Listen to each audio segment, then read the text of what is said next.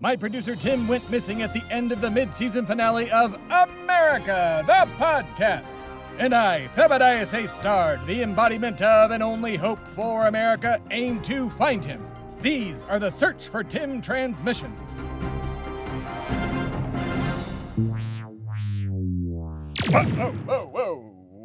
Whoa, wow. I have not been transported that fast before. Wow. So the Martians can't help me find Tim, but they can zap me back to my house in Austin. All right. Well, hello, America. It's me, Theb A Stard, the embodiment of and only hope for America. And for you, it's been a week. For me, the most important part in all of this, it has been about 2 seconds. I have just come from the planet Mars, where I met with the Undersecretary of the Martian government, who told me that they cannot, in fact, help me find Tim, that they have no technology, despite being aliens that are millions of years old and have taken refuge inside the Olympus Mons volcano, somehow do not have the technology to find my producer Tim. America, I'm at a loss. I don't really know what to do. So, since this has been a long past 9 weeks, and considering I am quite exhausted from the multiple trips to multiple countries that aren't America, I'm going to relax and, you know what? I'm going to smoke a joint of Cannabis. That way I can relax with some sticky icky, maybe watch some cartoons. Very, very into the new Animaniacs. Let's see here. Oh, damn it! I'm out of Cannabis! You know what, America? Screw it. Not to sound like a snowflakey, whiny liberal, but I need to take a personal day. And what better way to take a personal day than to hop on my private jet and fly to Mount Rushmore, a.k.a. the Sixth Grandfathers, which is in South Dakota, North Dakota. Not real sure. Gonna have to ask the pilot. Hopefully she will know. Assuming she does know exactly where I need to go, we will be landing outside the ranch currently owned by my friends, the former Christmas elves turned pharmaceutical THC tycoons. And considering I am a major investor in their cannabis farm, I'm gonna get a free ounce when I get there. That's right, America. Who knew that being a billionaire investor had its perks? So, while I fly to the Dakotas, you can listen to semi-important questions, and when we come back, we'll either be at Mount Rushmore, aka the Sixth Grandfathers, or, I'll still be on my jet, probably watching the Great British Bake Off. I'm a little behind. And I swear to God, if George does not get kicked off soon, I'm going to scream. All right? George, you're a bad baker. You understand? You're bad. You have somehow stumbled your way throughout this whole competition. Not good. Do not like you. Anyways, all right, semi-important questions, go! Our first semi-important question comes from Little Tristan from Nome, Alaska. Little Tristan writes, Dear Mr. Thebadias, you've mentioned going to Atlantis. What is it like there? Signed, Little Tristan, Nome, Alaska. Well, Little Tristan, it's very blue, lots of blue and silver buildings, very pointy, very big, lots of flying cars, it's all underwater, under a dome, because if it were to be revealed to the rest of the world, well, there might be chaos, and lots of people trying to get in there and steal their technology, just like Hitler did. Hitler got really close, believe it or not. Lots of people don't know that, but Hitler got very close to finding Atlantis, and, if it wasn't for me and several Atlantean soldiers, well, he would have definitely found Atlantis. I'll put it that way. So we were about an inch from him breaking through the Atlantean walls, metaphorically, of course, or literally, depending on who you ask. And, yeah, the Nazis would have outright won had they been able to get a hold of Atlantean technology. But luckily, because of yours truly, and 2 now dead Atlantean soldiers, nope, didn't happen. So, yes, to answer your question, blue pointy buildings. Also, dolphins talk. Next question. Our next semi-important question comes from Little Christopher from Santa Fe, New Mexico. Little Christopher writes, Dear Mr. Thebadias, what makes someone a patriot? Signed, Little Christopher, Santa Fe, New Mexico. Well, Little Christopher, there are currently 2 schools of thought on this in America. The first and most obvious and preferable one being to serve your country in some way, whether it be in the military or something like AmeriCorps, or even in the government, whether it be at the local, state, or federal level. By doing so, you are serving the people in a very thankless job and making this country great.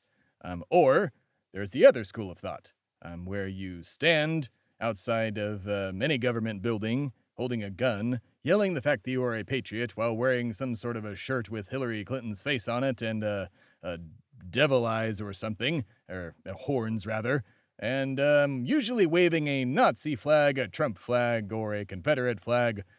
Basically, those flags are all one and the same at this point, but nonetheless, they do differentiate the certain people types that are there. So yes, that is one school of thought, not a preferable one, and one I strongly discourage, and I would argue does not make you a patriot whatsoever. But considering 30% of the country thinks it does, well, that's a school of thought, to put it plainly. So, that said, QAnon supporters are terrorist sympathizers. Unrelated to the rest of the question, just thought I'd say it. Next! On my very last semi-important question of these Search for Tim transmissions, we have a question from Little Andrew from Euless, Texas. Little Andrew writes, Dear Mr. Thebadias, are you really going to go through all of American history in these next few seasons? Signed, Little Andrew, Euless, Texas. Well, Little Andrew, to put it simply, like I always do, and, well, sometimes don't, yes. To put it simply, yes, I am going to go through every single decade of American history that I lived through, which was all of them, if you haven't caught that by now. Every single decade that I served as the embodiment of and only hope for America. And we will end right before my very important show starts in 2017. That's right. I'm going to even tell you how I got Donald Trump elected, which, again, very sorry about that. Please stop sending hate mail and death threats. You can't kill me anyways, so stop trying. I've been shot 8 times since this began, by liberals no less. Well, liberals in Vermont. They have a lot of guns there, and they were not happy with me. I think one of them might have been a certain old Jewish senator. It wasn't him at all. He's a good friend. I love you, Bernie. Should have been president. I made sure that didn't happen, though. Sorry about that again, America. This has been Semi-Important Questions. And we're back from Semi-Important Questions, and, well, I'm on my jet, and I just finished Great British Bake Off and have finally caught up, and am, while devastated that Jurgen was kicked off, quite glad that George finally got kicked off as well. So, just ridiculous. I mean, he was so bad, right? Like, so bad. All right. I digress. Hey, pilot, we almost there? Oh, she has the door closed. Oh, wait, I have one of these TVs. Oh, yes, we are almost there. All right, well, while we go to commercial, hopefully the time will pass, and we'll be outside my cannabis ranch. We'll be right back. It's America, the podcast!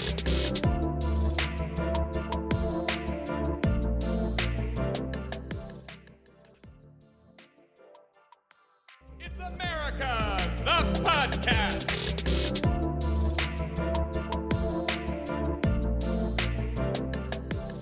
And we're back, America, and I am outside the ranch here in the Dakotas, and, we're looking for any elven person. Hello there. Oh, who might you be? I'm Craiglin Dickory-Doo. What's your name? Oh, well, hello, Craiglin. My name is Theb A Stard. I'm an investor here at your farm. Oh, wonderful. Are you the podcast guy? Indeed I am, on America, the podcast. Oh, okay. Yeah, well, come on in. You get a free ounce of cannabis just for being here. Oh, wonderful. That's actually why I'm here. Oh, really? You came all this way just for that? Well, we would have shipped it to you. Oh, I totally understand that, but my dear friend in United States Postmaster General Louis DeJoy is still under strict orders to keep the Postal Service running at an absolute crawl. I'm just kind of here on a personal day because I've been having trouble finding my producer, Tim. Oh, well, where did he go? Well, long story long, I have a certain ability that allows me to tell a story from my past and transport me and the person I am with back there. And while I was being transformed into the embodiment of and only hope for America on July 4th, 1776, Tim was sort of sucked into some other dimension of time and space, and I have not been able to get him back ever since. I've been from, Stonehenge to Russia and Mars, Israel, everywhere, and I don't know what else to do other than sit, relax, and smoke a joint while I think it over. Oh, well, I mean, Christmas magic could probably bring him back. Wait, what? Yeah, you know the old North Pole saying, where technology fails, Christmas magic succeeds. Son of a bitch! Why did I not think of Christmas magic and going to the North Pole first? Oh, man. Oh, being without Tim has really mixed me up. Okay, well, I need to get to the North Pole. Can you help me get there? If I remember correctly, the pole is not accessible by private jet.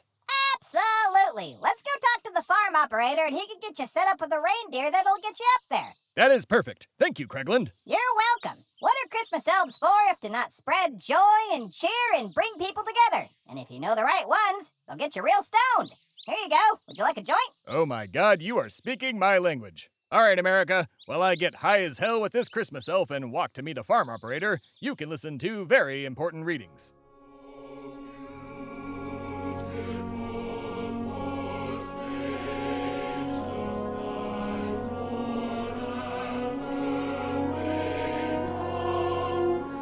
On today's very important reading, the very final very important reading of the Search for Tim transmissions here on America, the podcast.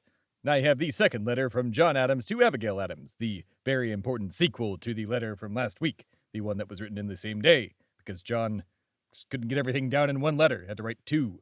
But they were bored back then. I was not bored myself. I shot a lot of things with guns in my spare time, mostly for food, sometimes for sport. Not much of a sportsman anymore, but I also made swords and had sex with lots of men and women. All right, I digress. This is the final letter from John Adams to Abigail Adams on the 3rd of July, 1776, in Philadelphia. John Adams writes, "Had a Declaration of Independence been made 7 months ago, it would have been attended with many great and glorious effects. We might, before this hour, have formed alliances with foreign states. We should have mastered Quebec and been in possession of Canada. You would perhaps wonder how such a declaration would have influenced our affairs in Canada, but if I could write with freedom, I could easily convince you that it would and explain to you the manner how. Many gentlemen in high stations and of great influence have been duped by the ministerial bubble of commissioners to treat. And in real sincere expectation of this event, which they have so fondly wished, they have been slow and languid in promoting measures for the reduction of that province. Others there in the colonies who really wished that our enterprise in Canada would be defeated, that the colonies might be brought into danger and distress between two fires, and be thus induced to submit. Others really wished to defeat the expedition to Canada, lest the conquest of it should elevate the minds of the people too much to hearken to those terms of reconciliation which they believed would be offered us. These jarring views, wishes, and designs occasioned an opposition to many sultry measures which were proposed for the support of the expedition, and caused obstructions, embarrassments, and steady delays which have finally lost us the province. All these causes, however, in conjunction, would not have disappointed us if it had not been for a misfortune which could not be foreseen and perhaps could not even be prevented. I mean the prevalence of the smallpox amongst our troops. This fatal pestilence completed our destruction. It is a frown of Providence upon us, which we ought to lay to heart. But on the other hand, the delay of this declaration to this time has many great advantages attending it. The hopes of reconciliation, which were fondly entertained by multitudes of honest and well-meaning, though weak and mistaken people, have been gradually and at last totally extinguished. Time has been given for the whole people maturely to consider the great question of independence, and to ripen their judgments, dissipate their fears, and allure their hopes by discussing it in newspapers and pamphlets, by debating it in assemblies, conventions, committees of safety inspection, in town and country meetings, as well as in private conversations, so that the whole people in every colony of the 13 have now adopted it as their own act. This will cement the Union and avoid those heats and perhaps convulsions which might have been occasioned by such a declaration 6 months ago. But the day is past. The 2nd day of July, 1776, will be the most memorable epoch in the history of America. I am apt to believe that it will be celebrated by succeeding generations as the great anniversary festival. It ought to be commemorated as the day of deliverance by solemn acts of devotion to God Almighty. It ought to be solemnized with pomp and parade, with shoes, games, sports, guns, bells, bonfires, and illuminations from one end of this continent to the other from this time forward forevermore. You will think me transported with enthusiasm, but I am not. I am well aware of the toil and blood and treasure that it will cost us to maintain this declaration and support and defend these states. Yet through all the gloom I can see the rays of ravishing light and glory. I can see that the end is more than worth all the means, and that posterity will triumph in that day's transaction, even although we should rue it, which I trust in God we shall not. End of very important reading. And there you have it, America. The second letter from John Adams to Abigail Adams, dated July 3, 1776. And as a reminder, I read these two letters as a way to humanize Mr. Adams and Mrs. Abigail Adams. I wanted to show that human beings, well, unlike myself, I'm an immortal deity at this point, but back then, human beings founded this country. Human beings fought for independence. Whether they were right or wrong is up for history to decide. But people had genuine fears. People had genuine concerns and genuine passions and beliefs that what they were doing were right. And here we are today, 240 plus years later. America is still standing, for now. And it will serve us better if we serve it, whether we are serving publicly or just through our vote. Please vote, America. Please vote for the future and progression of America itself. Without you, the American people, there is no America. This has been Very Important Readings.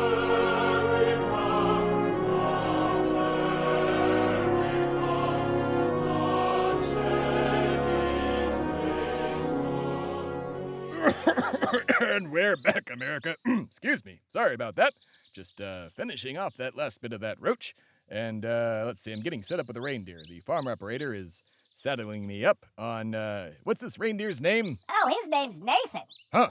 Nathan is a strange name for a Christmas reindeer. Is it any stranger than Dasher, Dancer, or Nixon?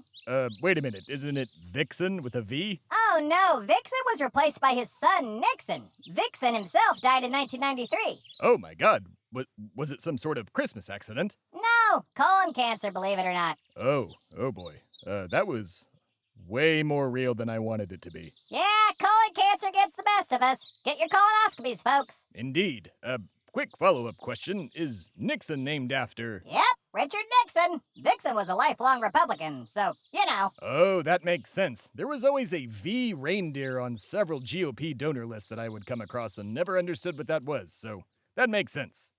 Speaking of reindeer, is mine saddled up? I'd like to get going. Oh, should be. Hey, Jay! Jay, how's that saddle coming? 5 minutes. Farm operator says 5 minutes. Very good. All right, well, then let's go to commercial, and when we come back, well, hopefully I'll be getting on a reindeer to fly to the North Pole. All right, we'll be right back. It's America, the podcast.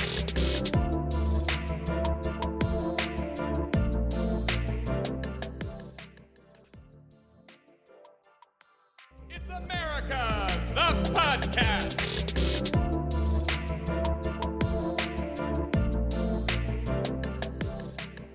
And we're back, America, and I am here next to Nathan the reindeer. Hello, Nathan. He doesn't have ticks, does he? Nathan doesn't have ticks. I washed him myself. And who might you be? Jared Kushner, farm operator. What's it to ya? Okay, well, for one, while I'm sure my audience wants me to unpack your very particular name, I just do not have time for this.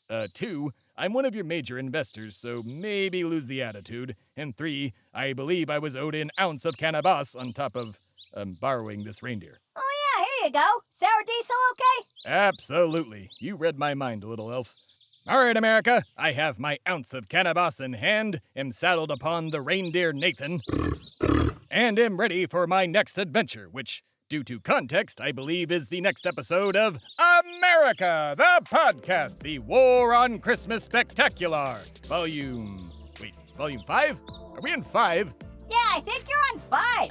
That's right, the War on Christmas Volume 5, The Search for Spock, except that it's Tim. All right, well, time to go find some Christmas magic, bring my producer back from some sort of netherworld, and get back to the regular program of the American Revolution, here on America, the podcast. I think that might have been my loudest one yet. All right, on Nathan. Hiya! It's America, the podcast.